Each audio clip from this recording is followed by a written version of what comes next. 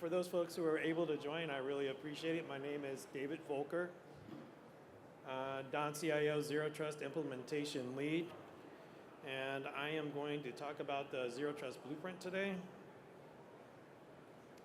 So we'll talk about the Don Zero Trust Implementation Plan phases, the standards-based approach for Zero Trust architecture, design patterns approaches, and also have a discussion on some of the resources that are available. So the Don Zero Trust Implementation Plan has been updated from version 1.0 to 2.0. And as some of you guys have noted, in version 1.0, there was a waiver process, but that waiver process has been rescinded in the implementation plan 2.0. So there's no longer a waiver process for Zero Trust implementation. You are expected to implement Zero Trust using a systems engineering approach under Cyber Ready to tightly integrate each one of the applicable Zero Trust requirements into your technical baseline. So between now and the end of FY 2025, we are expecting folks to implement Zero Trust using a systems engineering approach and audit their technical baselines to understand what the pieces and parts that make up their technical baseline and determine the best way to integrate those security controls from the Zero Trust Portfolio Management Office into their technical baseline. So we expect programs to go through a digital engineering process, understand exactly what those changes are, go out and do a pen test of their environment first to really understand the nature and status of their technical baseline before they do the reconfiguration, and then determine the value of that by repeating the autonomous pen testing to really show the value. And anything that was not able to be reconfigured will go into the POM process and help inform acquisition on the things that they need to buy as far as hardware and software. By the end of FY 2027, we want to have complete control of our data pathways, and really the desired outcome is to have ZT deeply integrated up into the OSI model stack, at least OSI model layer 4, to ensure that we can do mutual TLS across the devices, so we can understand when a device is swapped out in the technical baseline and be able to detect whether or not a counterfeit device or an implant had been put in place. So we want to have complete visibility and control of the data pathway by the end of FY 2027, and this would also include all your visibility and analytics, all of the automation orchestration piece to be able to orchestrate the command and control of the technical baseline. As we move on to phases 3 and 4, we're really going to be looking at applying all the advanced level applicable requirements from the PFMO for your program, and by the end of FY 2030, we want to have a Zero Trust aligned Don information environment across the board.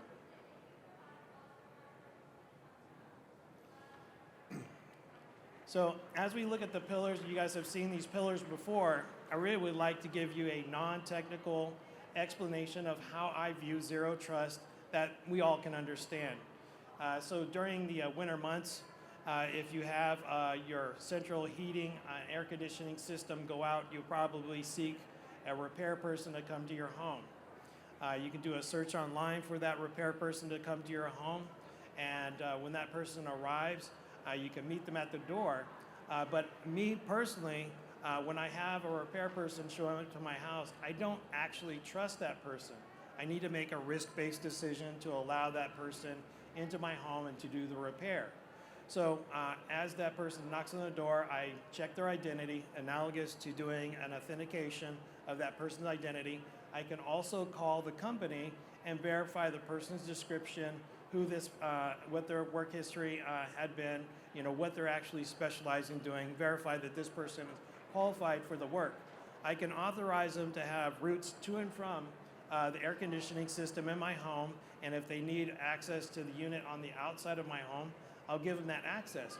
But at no time do I impart any explicit trust to this person They're a stranger. I don't know who they are, but I do need my heating system repaired. So I allow them to come in. If the repair progresses as I would expect, my heat comes on, I thank the person, and then they're escorted out. They no longer have a need to have access to my air conditioning heating system in my home. So I revoke access, I thank them, and they leave. But in another case, if I notice that this person is taking nearby valuables while they're doing the repair, analogous to somebody exfiltrating our data, I would immediately stop the person from what they're doing, escort them out, and probably call the police. And so what we're asking folks to do is when you start looking at your technical baseline and implementing zero trust, applying those same types of visibility and analytics, command and control in the environment, so when you do have folks that you have made a risk-based decision to have access to your applications and your data, that you're able to determine whether or not they are a threat to your system and they need to have their access revoked. Really, in a nutshell, that's what we're doing with zero trust, right? And so what we need to do is have the mechanisms in place to be able to do that.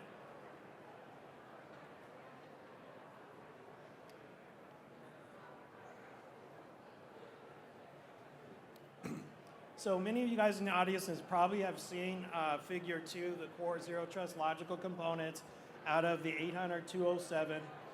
In the slide deck that will be provided to you, I have all the definitions out of the 800-207 in the slide deck.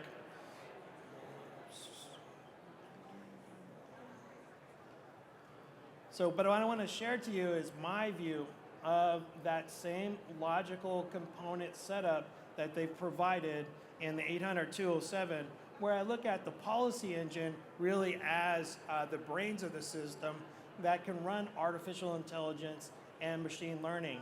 If you look in the 800-207 under the trust algorithm, there's a trust algorithm that's called the contextual-based trust algorithm. And that is the one trust algorithm in the standard that I see as the one that helps us detect subverted accounts. So it may be an insider threat that's now acting differently. It may be several, maybe 5, 6, maybe 7 different accounts that have been subverted, and we want to be able to detect those based on changes in the behavior on how they use the access for their system. Such an example as a finance person, for the last 3 years, they access the same types of applications, the same types of data, but one data in the blue, they try to laterally move in the network and access aircraft design data. So they may have been provided another assignment to look at a project's budget for that design, but do they really need to have access to the design data? But it's something that's different about what they're doing that brings it to the Security Operations Center's interest. And so we may take more of a human response and go out and talk to that person, why they have access, maybe the supervisor of that person, and depending on the criticality of that data, it may be an autonomous revocation of their access since they're in a field office. So in a tactical environment, the difference between visibility and analytics should be absolutely the same. You must have complete visibility of your technical baseline, but the on-site commander in a tactical environment may choose to vary the amount of automation depending on the operations that they're conducting. If we are connected to the peer side and we have a skeleton crew on board, then I may go 100% automation on board to defend the technical baseline, everything that involves the controls of my ship, including operational technology types of systems. But when I'm underway in a high tempo operation, I may lower that automation somewhat, so I may have a command, a physical, response to something that I'm seeing in a analytics piece that's coming to my attention.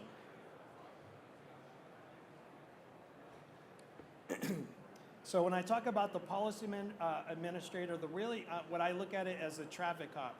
It's responsible to send out the command and control instructions to the policy enforcement points in the depiction below.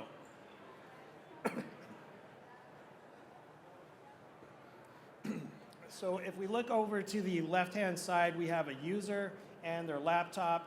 and they're coming across the environment, we want to implement what we call a tuple. This is something that the NSA put out in an article embracing a zero trust model. And I have the link in the slides, so if you grab a copy of the slides, you can go and read that article. It's very interesting.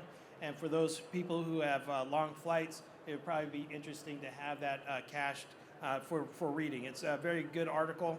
But really, to get to the point here, when we're designing for zero trust, we want to identify what we want to protect. So on the on the right-hand side, I have a piece of a database system, and what I want to do is implement microsegmentation across between that data, the application, our boundary, our traditional perimeter boundary defense, and that user. So when the user comes across, they'll be able to get into the environment if they met all of the comply to connect requirements for the command and any other criteria that's required by the data owners. So the user doesn't have direct access into the data or the apps. So in the Department of Navy, what we've done is we set up MVDs. We have a brokering app. Many of you have probably used it, the NMCI VPN. And that's an ephemeral piece that once you have identified yourself of who you are, you've met all criteria to connect, this service will substantiate and provide you access. This gives us a single point of control to apply all of the zero trust security policies to make sure that you have access to the bare minimum resources that you need to do your job. And anytime that a person or individual tries to move out of that boundary, then it's going to be detected and be brought to the attention of the SOC. So if you notice on the left-hand side with the user and device, what we're doing is we're binding the user and the device together. So if an adversary were to try to do a machine in the middle attack using Mimikatz, passing a token, that adversary's device would not be able to answer the challenge of the environment, and then that authentication token that has now been stolen would be revoked. So in normal operation for a zero trust environment, we need to know how much visibility analytics we need to be able to make an authorization decision. We also need to have the command and control in place to be able to affect a permit and deny decision.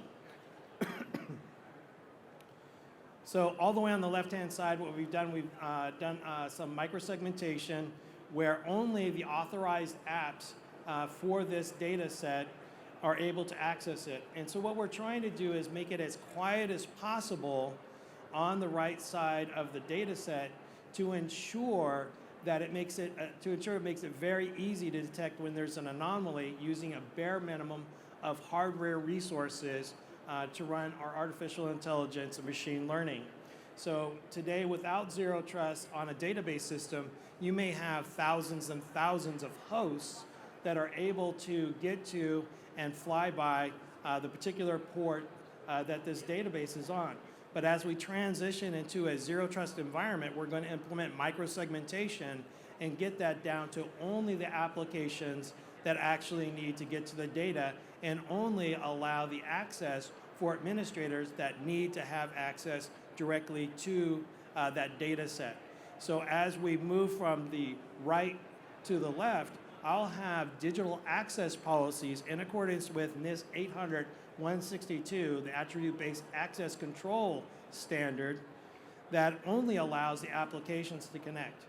And then only someone with privileged access would be able to connect to the database directly, such as a database administrator, and Naval Identity Service has that privileged access management function there.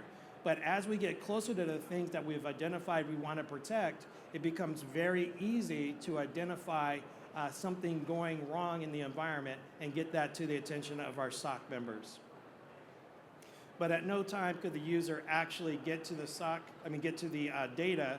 So the theory of operation is that the user will authenticate in the environment. They will either get an NVD or they'll get a brokering app, and they'll be able to get to the application, and only the application can get to the data.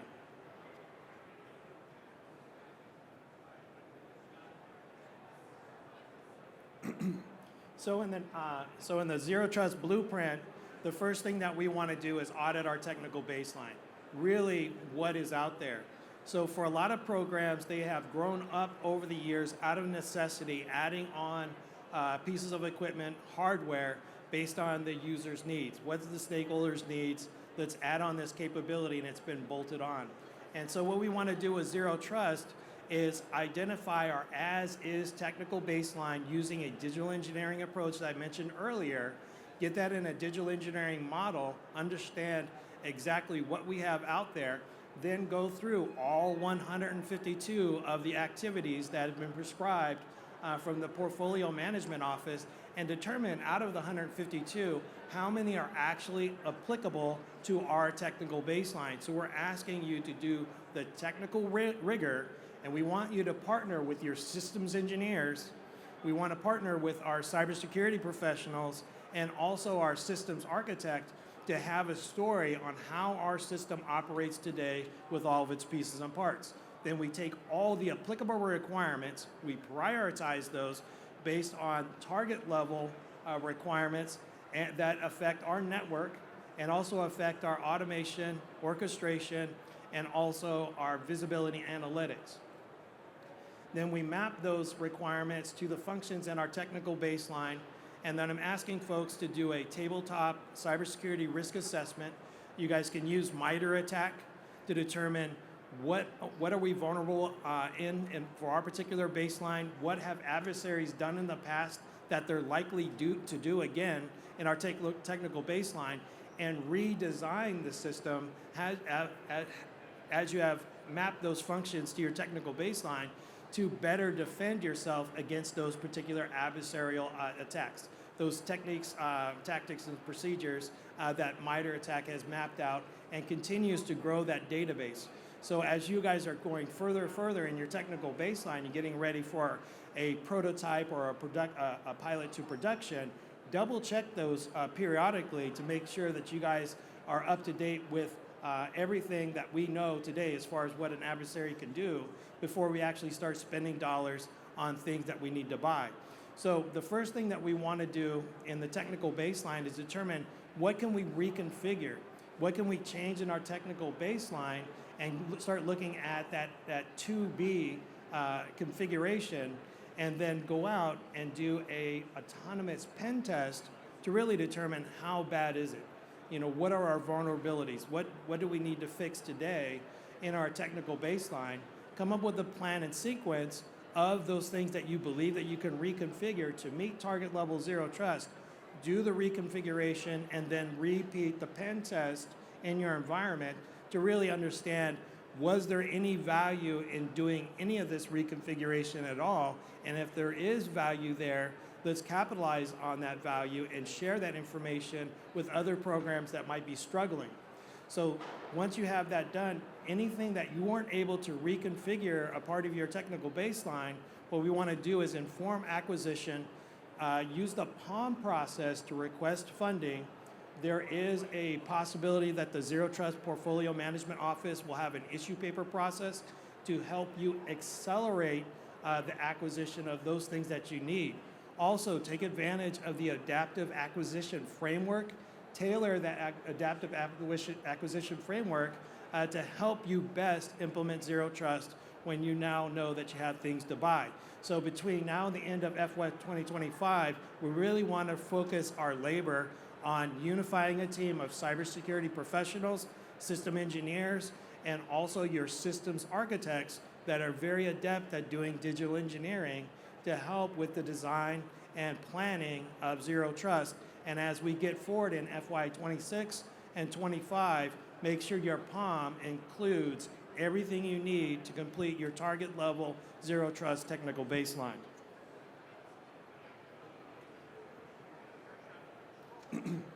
So first step is really when you're doing your audit, what are the things that we want to protect? I talked about earlier our data, but there's probably things out there that you want to protect that are more than just data. You may have an IoT device, you may have some piece of operational technology, such as a pier that has many ships coming in and out for it. We may have a video security system, we may have a gate guard, we may have autonomous cat cards, turnstiles in the front. how do we want to defend that as opposed to somebody that's running a database-driven website? So I want to be able to protect the sensors that are used on the turnstiles. I want to be able to protect the video feeds that I'm getting from the sensors that are looking out at the pier. And so you may only have a subset of requirements out of the 91 that you really need to implement by the nature of what it is, but something that is a database, something that has a lot of different applications to it, may have the full 91. So really, you need to do the engineering technical rigor to determine how best to implement the applicable requirements in your technical baseline. You want to define the mission outcomes. I want to make sure that when somebody walks up to my turnstile, they can use the CAT card and they can get in. But I may also require a video feed of those people coming in using convolutional networking so I can identify the person's face with the CAT card that was used, and as long as I have a match, that person is a go. And I want to defend that data feed from an adversary trying to obfuscate the convolutional network or the CAT card that was used. So if I don't have a manned turnstile, I can alert physical security forces right away to go and apprehend that person that has a compromised physical CAT card, and they just happen to know the PIN to be able to get through the turnstile, but their face does not match the CAT, right? And this is a little bit different from the gate guards that we see today. They have a little handheld scanner. The handheld scanner looks at your badge, it scans it, your badge comes up and they match. It's the same thing. We're just going to use technology to do that in a pier site so we can have reduced manning at those gates. Next one. So I also want to map transaction flows, right? So when we're looking at the previous example of a person that's either internal or external to your environment, you really want to know what data path they're going to take in order to get in the environment. Is this somebody that's working at home? Is this somebody that's actually working on site? And do you have digital access policies that set the criteria? Because if you are working on the lunch menu, you can work on that from home. There's no problem with that. But if you happen to be doing some sort of digital engineering and you're working on aircraft design data, that may be a restrictive access where you need to be on site and you need to be able to prove that you're on site by showing that your data feed is originating from a switch port within the building itself to have access. So the days of having a username and password are going away, right? You may have a username and password today where you log on and you can see every printer in the enterprise, from San Diego to Port Hueneme. But in the future, what you're going to get is a view of the network of only the resources you're authorized to use.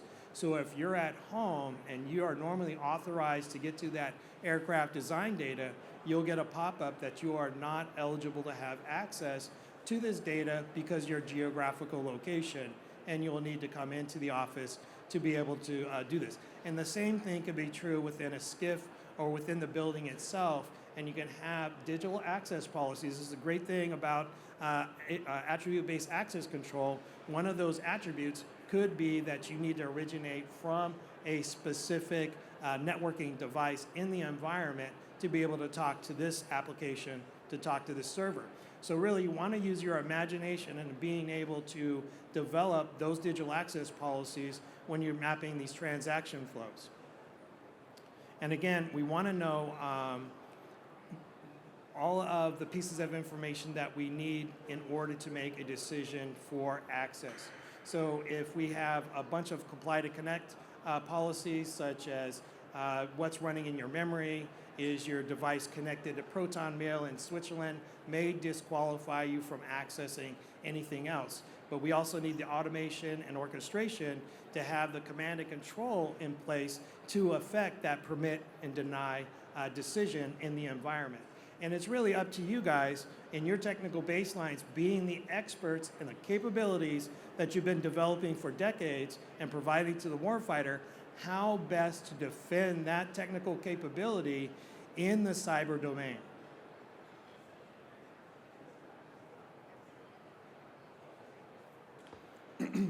So you also want to determine how people are going to access the system. Are they going to be on phones, tablets, laptops?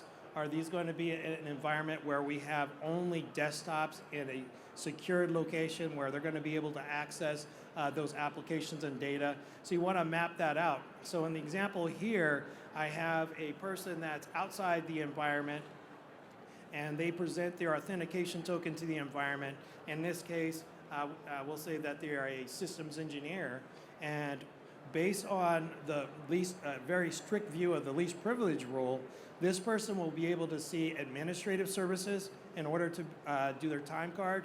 They'll be able to see engineering services, but they will not be able to see the financial services that a finance person would be able to see, even if they're connected on the same port of a switch inside of the office. So you want to have complete command and control of your data pathway on that network. So if a person is not authorized to see a resource on the network, they must not be able to see that resource on the network. And we do not want to assist an adversary with their surveillance attempts in case they do have a subverted account. So we want to design the architecture from the inside out. Like I was showing before, we want to identify what we want to protect, and we start doing our micro-segmentation all the way out to our perimeter defense. The perimeter defense is not going to go away. We are going to enhance the cybersecurity defenses from the inside out. And so when we start talking about user and entity behavioral analytics, that gets back to the standard NIST 800-207, the contextual-based trust algorithm. We want to understand and fingerprint your behavior, your activity in the environment, and when it does change, we want to be able to trigger on that and bring that to a human's intention in the Security Operations Center to be able to understand whether or not maybe you have been assigned additional duties that require the change in behavior, or has this account in fact become subverted. So I recommend folks getting with your Net Warcom representatives and understanding what the current state of their ability to detect adversarial threat when you make your design decision. So we want to make design decisions that actually lend to the strength of our detection ability today. The first one I'm recommending is to make the environment around the things you want to protect very quiet from a network standpoint. There is no reason why 100,000 different hosts on your network can talk to your databases. There's just not. You need to have database administrators to be able to access it. You need a backup and recovery system to be able to access it. And the applications that need to use that data on a day-to-day basis have access to that. So you can probably get it down to about maybe 10, 20 users. So anytime another user appears on that segment of your network, it should set off alarms and whistles and get the attention of folks. Why is someone else able to talk to this system? It may be a physical implant. You need to be cognizant of that. As we become more successful in the cyber domain of implementing zero trust using user and entity behavioral analytics, I believe adversaries will move more towards social engineering, trying to get that late night janitor job that's plugging things into our network that we need to detect very quickly. And that's all a part of our cyber ready approach that Don CIO is pushing, is the currency of your technical baseline. And I'm not talking about monetary value, understanding the current state of your technical baseline, the pieces and parts that are running in your environment, and understanding when something new or different is on your environment that hasn't gone through a specific change management process and could be a counterfeit device or some type of implant.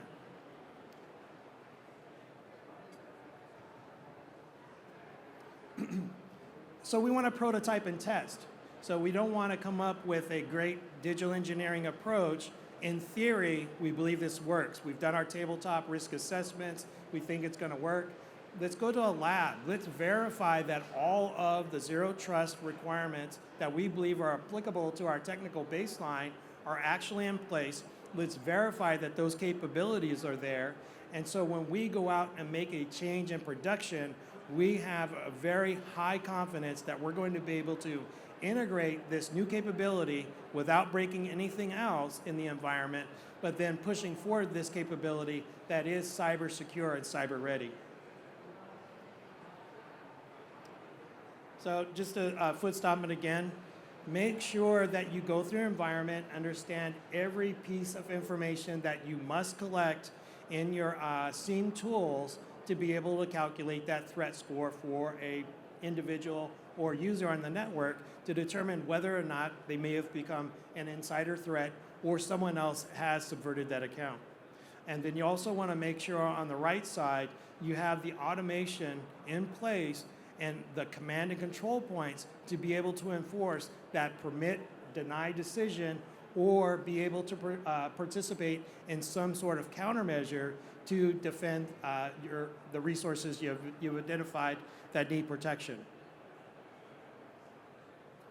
So we want to monitor and maintain the technical baseline and really look for opportunities to improve the design that we have. So as there's new technologies emerging, we have better AI models, better machine learning models, new generations of hardware, software that come out. You can look and see how can we simplify this for the benefit of the warfighter. If it is a very complex system today and it requires weeks and weeks of training for our sailors or Marines, I think that's a no-go, and we need to simplify that as much as possible. There's some things that we're going to have to live with as far as complexity, but as your earliest opportunity, use automation orchestration and also the visibility analytics to understand that our automation is working. We can simplify this, so when a Marine or a sailor is giving an order to do something in the next 15 minutes, it's something they can easily do very quickly and get that done. We don't want something that's going to take a long time to complete an operation. So as you look at this technical baseline, it really looks at the full picture of something that is an underway asset where we have Naval Identity Service as a part of the technical baseline and the Defensive Cyber Operations Enclave. And we also have an environment where we may have some people that are on shore at the NOC or MOC that's able to monitor the environment that's on the inside. And we need to have security systems that can take an account for those people who are on board ship, those people who are off ship, those people that are in the office, maybe working from home, with different access criteria based on their location and where they're in the ship, not just their role on the ship, but specific entitlements in their authentication token that we can make permit and deny decisions on based on who they are and the permissions they have at that moment because their job duty requires it. So fortunately, we do have some resources. DonCIO's library has a host of resources. They'll get you the 152. They have a notional project plan on the DonCIO's website. They can help you understand which activities are dependent on other activities for target level zero trust. They have the 853 overlays based on version 5 of the 853. So if you're a cybersecurity professional and you're wondering, okay, which cybersecurity controls do we need? You may look in there and you may see that you already have a lot of the 91 activities already implemented by virtue of the 853. So in DonCIO, we have the implementation plan. Again, I did mention the change in the implementation from 1.0 to 2.0. 1.0 had a waiver process. Version 2.0, that waiver process has been rescinded. There is no waiver process for zero trust implementation. You must use a system engineering approach and determine which of those activities are applicable to your technical baseline and implement them. We have the major design concept. I kind of briefly went over that here today, but in the blueprint, we go much deeper because we realize not all of our cybersecurity professionals, not all of our system architects are the most technical person when it comes in the room for some of these technologies. So we want to deep dive in some of the technologies for AI, ML, quantum computing, some other topics to bring up a standard of understanding. So when we have systems engineers talking to cybersecurity professionals or system architects, along with implementing cyber ready, a lexicon that's easily understood by everybody in the room. And the last thing I want to mention today is that DAU does have a Zero Trust Practitioners Workshop. It can be done virtually. It can also be done in person. But the one that I like is if you have a team of folks, you can get a DAU certified professor to come out and teach the 2-day course with your team. So please take advantage of that. And in the slides, I provided the link. And with that, I'll go to any questions you may have.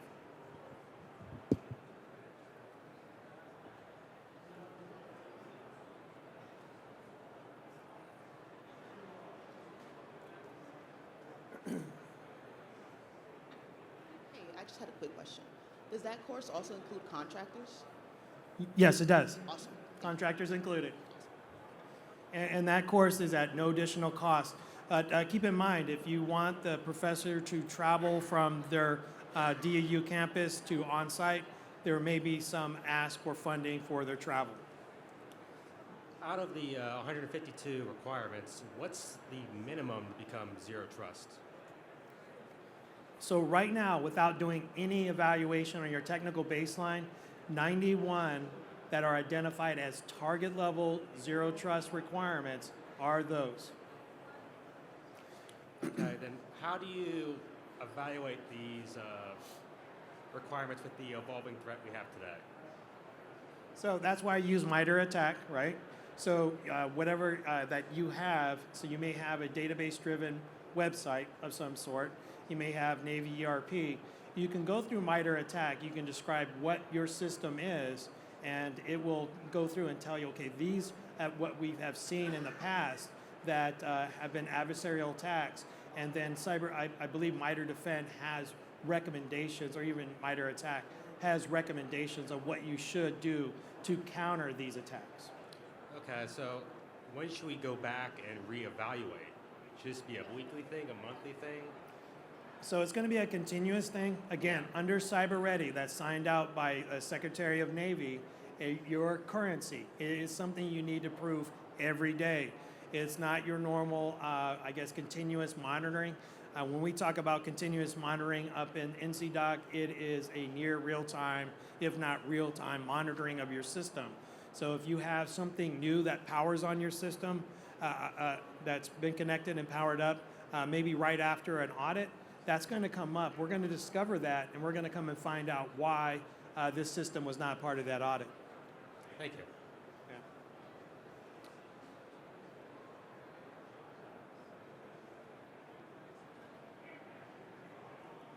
First of all, thank you, sir. Appreciate this. Got a lot out of it personally. I wanted to ask, what's the best way for an OEM or a vendor to help support Zero Trust in the Navy? So what we're doing within the Don CIO's office is we have a vendor interview program where we're asking vendors who are interested to working with Department of Navy programs is to come have a talk with us through MS Teams. We record the meeting. We ask you to tell us about your program. What's the big bang statement? What do you provide to the Department of Navy programs? And tell us how you map to the target level Zero Trust requirements. You don't have to map to all of them, right? We don't expect one vendor to bring a complete solution for Zero Trust, and then give us a demo, provide your slides. We record the whole thing. You can ask questions, go back and forth. And then we provide that back to you through DoD Safe. You guys can look at it, provide the best foot forward for advertising your program, what you do. And then we take that and we put it in a CAC protected website. So when programs go through their audit of their technical baseline and they identify gaps and they identify what they need to buy, they can go onto this website, they can look at the different vendors, see how you guys map to target level Zero Trust. And then if that program is interested and they believe there's a match, they'll reach out to you so you can have a more specific conversation. So the benefit is that all vendors have an equal voice with the program without us needing to set up an event like this. And those people in the program don't necessarily need to go and call each vendor to be able to discover more about that vendor in a consistent way. But the great thing is it saves you time and also saves them time because they do have gaps and they need help. and they want to talk to the vendors that can help them, right? There's 1,500 programs across the Department of Navy, and I can't guess which vendors they're going to pick or which capabilities they're going to need. But that's why I rely on those experts who have been developing these capabilities and providing to the warfighter for decades. Thank you. And I might have missed it, but step one, how do we start that process? So a lot of the programs probably are already started this process of auditing their technical baseline. They should already know what's in production today. But by auditing it, they can really find the shadow IT that might have grown up over the years. There's maybe a couple of employees needed an extra capability or something, and they bought a hub, they plugged it in the network, and it's gone unnoticed. But that's really what we want to do as far as auditing that technical baseline. We need to know what's in production today, because I guarantee any adversary that's got a pretty good toehold in your environment and doing fairly well surveillance, they may know what's running in your environment more than you do. And that can't be true. Not in the future. Thank you, sir.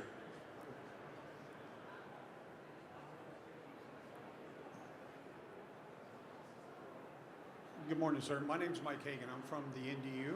And how do we get access to this portal to see what Don CIO has already done in the sense of doing these questionnaires and going through all the process for the vendors with Zero Trust? Because we're joint, but we are on an EDU, educational network, so we're a fourth estate type network. But sometimes we have issues trying to get into some of the .mil sites. So what you just did, instead of us trying to recreate the wheel, I would love to jump in and see how we can see what you've done. Yeah, so if you don't have a CAT card or you're in another tenant, Azure tenant, we'll see what we can do about getting you access. So please send me an email and we'll work on it. Roger that, sir. Thank you. Yeah, no problem.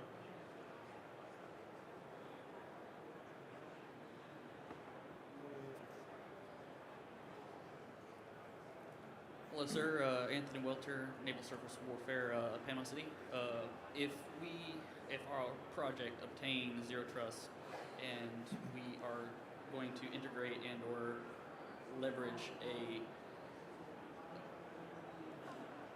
fellow program, would they also have to be Zero Trust, or would we have to amend or append our Zero Trust if we incorporate or integrate with another program or project? Yeah, that's a good point. So one example I would like to use is a program that's using VMware and they own a network, and they've implemented Zero Trust for the purposes of their program. But now that you have maybe 3 or 4 VMs, or you may have platform as a service, OpenShift that you want to run on top, he's like, okay, I have all of my Zero Trust controls, and now I want to go to this hosting environment. Might be on-prem, it might be in the cloud. How do I make sure that I'm integrating and interoperating with them enough to inherit those Zero Trust controls from their network and then also their hosting environment? So cloud on-prem, you're going to have discussions and also test and verify that you're able to consume those controls, because you're not going to bring your own network, you're not going to bring your own hypervisor. I'm just bringing my VMs or possibly only my application containers to the environment. So I want to make sure I'm tightly integrated. And I believe Edmund Kuchko did talk about RAISE 2.0 here this week. So if you're running application containers, I would talk to him about how do we ensure that inheritance for Zero Trust. So when we have the Zero Trust metrics collection system at the Zero Trust Portfolio Management Office, you're able to report those inheritances with other programs and also possibly discover the different controls that you can inherit, but then you need to have that discussion with that hosting environment, that cloud service provider, to ensure that once you're hosted and configured properly, that you are inheriting those, but then you're also going to test those. So remember, in the I-plan, or the Zero Trust Implementation Plan, we require purple teaming and also red teaming to validate not only that you've implemented Zero Trust, but also to evaluate the quality of that implementation of Zero Trust. That make sense? Yes, sir. Thank you.